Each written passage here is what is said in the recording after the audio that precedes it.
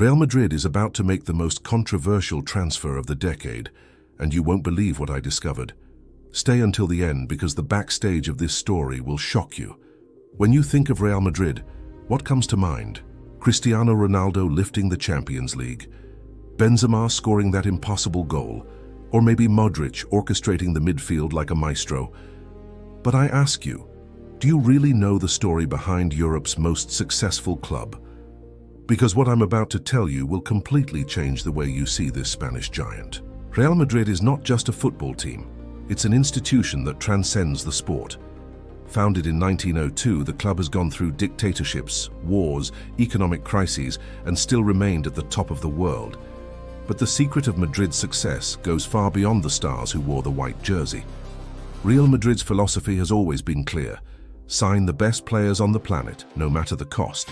And this started much earlier than you imagine. In the 50s, when football was still crawling in Europe, Real was already decades ahead. Santiago Bernabéu, the visionary president, understood something nobody had realized. He didn't just want to win in Spain, he wanted to conquer all of Europe and turn Real Madrid into a global brand. And that's exactly what happened.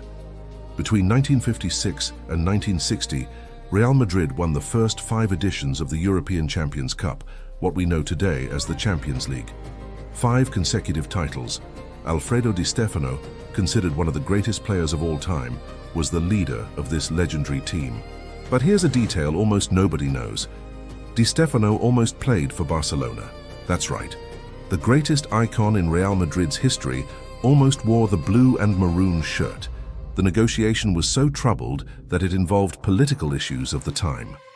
Franco's regime allegedly interfered so that Di Stefano would end up at Real. Coincidence? I'll let you draw your own conclusions. After that golden era of the 50s, Real had to reinvent itself. In the 2000s, Florentino Perez took over and created the Galacticos concept, Ticos. The idea was revolutionary: build a team of world celebrities who transcended football. Figo, Zidane, Ronaldo, Beckham, Roberto Carlos. Each of these names was a marketing phenomenon. Real Madrid realized before everyone that modern football isn't just about what happens on the pitch. It's about brand, it's about global reach, it's about turning players into cultural icons. And this worked beyond any expectation. Real Madrid's jersey became the best-selling in the world. The Santiago Bernabéu stadium became a sacred temple of football.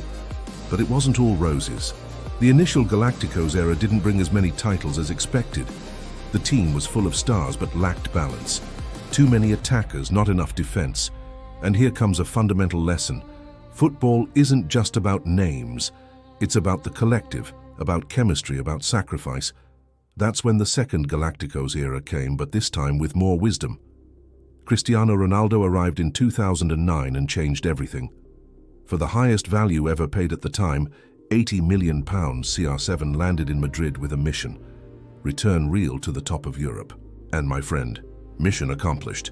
4 Champions Leagues in 5 years, this is simply surreal. Cristiano became the club's all-time top scorer with an incredible 451 goals in 438 games. Let me repeat that, 451 goals. That's more than a goal per game average. The partnership between Cristiano, Benzema and Bale, known as the BBC, terrorized defenses across Europe. They scored over 300 goals together. But the most impressive thing is how Cristiano elevated everyone around him. Benzema admits he learned everything playing alongside CR7. The obsessive dedication to training, the winning mentality, the insatiable hunger for goals and titles. All of this was contagious to the entire squad. During the Cristiano Ronaldo era, Real Madrid broke several records. 100 points in a single La Liga season, 16 consecutive wins in all competitions. These numbers are proof of a dominance few teams have achieved. But Real Madrid is bigger than any individual player. When Cristiano left in 2018, many predicted the decline of the giant. Analysts said it would be impossible to replace a player who scored 50 goals per season. And you know what happened? Real won 2 more Champions Leagues in 2022 and 2024, proving that the institution surpasses individualities. And here comes one of Real Madrid's secrets: La Fábrica, the club's youth academy. While everyone focuses on millionaire stars, Few pay attention to the development work in youth categories. Casemiro, Carvajal, Lucas Vázquez, Nacho. All products of La Fábrica. Real invests heavily in youth development because they understand it brings players who wear the shirt with their heart.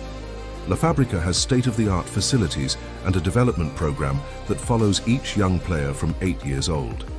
Now, let's talk about the astronomical spending. How does Real Madrid manage to pay sky-high salaries, sign for record values and maintain healthy finances? The answer lies in impeccable business management. Real Madrid is one of the few clubs that doesn't have an owner. The club belongs to its members, over 90,000 people who elect the president every 4 years. This creates a fiscal responsibility that few clubs have. Every euro spent needs to be justified. And if you're enjoying this content and want to know more about the backstage of world football, subscribe to the channel now, hit the bell and leave that like. This helps me a lot to continue bringing content like this to you. Additionally, Real is a money-making machine through sponsorships with brands like Emirates and Adidas. Licensed product sales move hundreds of millions per year, and the Santiago Bernabéu Stadium is undergoing a renovation of over 1 billion euros. It will be used for concert tours, corporate events, VIP experiences, and even a luxury hotel. The Bernabéu will be a multi-million-dollar business operating 7 days a week. And there's more. Real Madrid is a master at developing players' market value. They buy young talents for low values, develop them, and sell for much more. Morata, James Rodriguez, Kovacic, Hakimi. The club always makes a profit. That's extremely high-level management. But what really sets Real Madrid apart is something intangible: the Madrid mystique. There's an aura that makes players surpass their limits when they wear that white shirt. How many times have you seen Real losing by 2 goals and suddenly turning the game around in the final minutes? That's not luck. That's winning mentality built over more than a century. The players feel the weight of the shirt, feel the energy of a packed Bernabéu with 80,000 people screaming, and that transforms them. Modric at almost 40, running like he's 20. Benzema scoring impossible goals in crucial moments. Sergio Ramos scoring headers in final minutes. All of this is part of Real Madrid's mystique, and the future looks even brighter. With young talents like Vini Jr., Rodrigo, Bellingham, Camavinga and Tchouaméni, the club is building the next great generation that will dominate European football. The Bernabéu renovation will transform the stadium into the most modern in the world. Retractable roof, state-of-the-art screens, a retractable pitch, and an immersive experience that will redefine what it means to watch football live. And Real continues to be the dream destination of any player. If Real Madrid calls you, you answer, because everyone wants to be part of this history. Everyone wants to wear that white jersey and feel what it's like to play for the most successful club in football history. So when you watch Real Madrid's next game, remember, you're not just watching a match. You're witnessing over 120 years of tradition, of epic victories, of legends who mark generations and continue inspiring millions. And if you enjoyed this content about Real Madrid and want to stay up to date with world football, subscribe to the channel, hit the bell, and leave that like. Share it with that Madridista or anti-Madridista friend of yours. Comment below what you think was the best moment in Real Madrid's history. That impossible comeback? That legendary goal? I read all comments. And see you in the next video with more exclusive content. See you later.